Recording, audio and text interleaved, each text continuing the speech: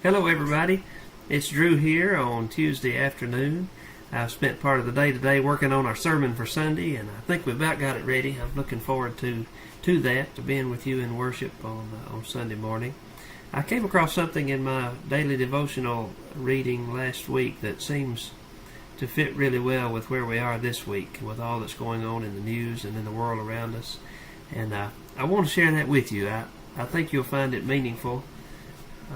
It's from Henry Nouwen. It's something that he wrote a long time ago.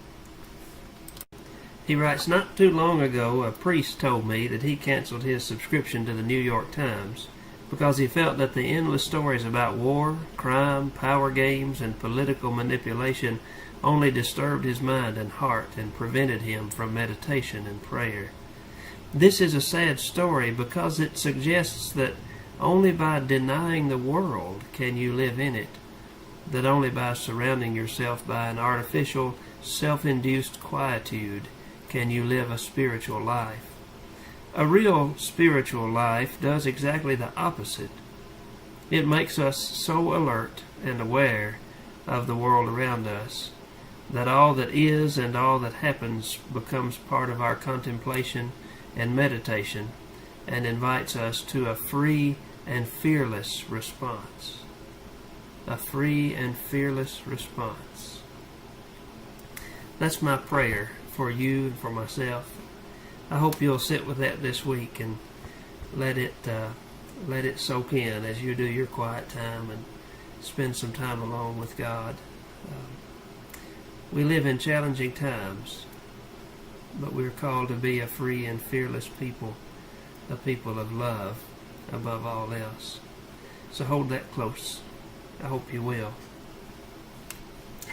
Sunday, as you know, if you were there, was the day that we handed out our stewardship packets. So many of you picked them up that we only had to mail out, I think, about 120 or 130 packets. And what you have in those packets, in case you haven't opened them up, are several things related to stewardship. And I know stewardship is not everyone's favorite topic, but I'll tell you, it is a deeply important topic in the life of our church. We've been able to live into a wonderful year this year in 2015 because of God's blessing on our church and because of your faithful stewardship of those gifts that God has given you and that God has given to our church. And so it's important that we talk about it. It's not something to be avoided or a conversation that we can take lightly or skip over. So in that package you have several things from me. You have a letter that tells you what's in the packet and what we're going to do with all of it. You then have this commitment brochure. It looks like this.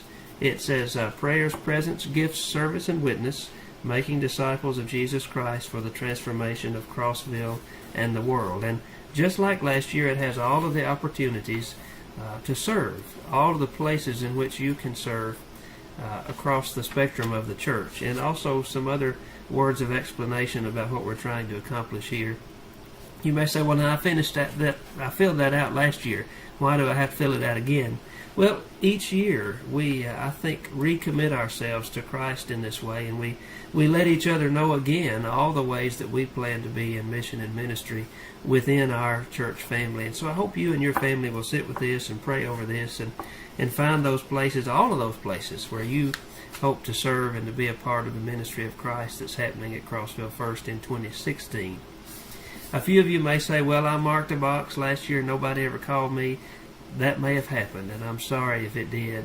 There are several ministries that haven't yet taken off, and we're working on those. We hope to get them up and running very soon.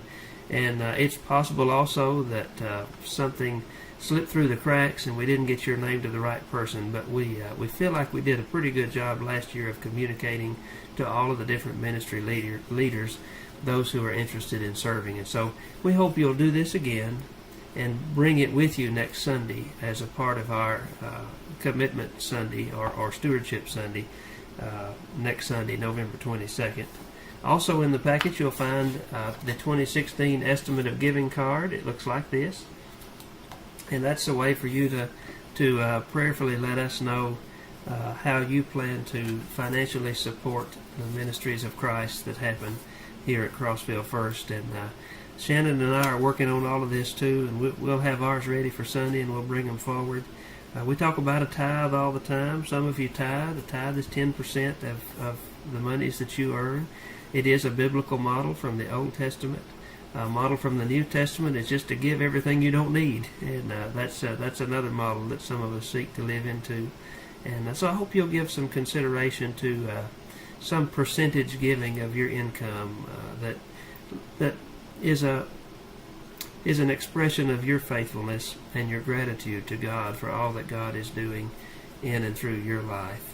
It helps us make sure we know that we have enough money to do what we plan to do. Last year, your faithful estimates of giving and pledges made it possible for us to fund a $933,000 budget, which we are meeting in full, which we've actually exceeded just a bit this year. It's wonderful, absolutely incredible. It's let us be in ministry in a lot of ways this year without having to worry if we're going to keep the lights on. What you also have in the packet is the 2016 narrative budget, and I call it a narrative budget because it tries to put some story with all of those dollars and cents figures that we have. We try to break out our budget in the different ministry areas so you can see how those dollars become real life-changing ministry across the spectrum of the church. And I hope you'll read through this carefully and see how everything works together. If you want to see the spreadsheet with all of the dollars and cents on it, just let me know, and we can look at that together.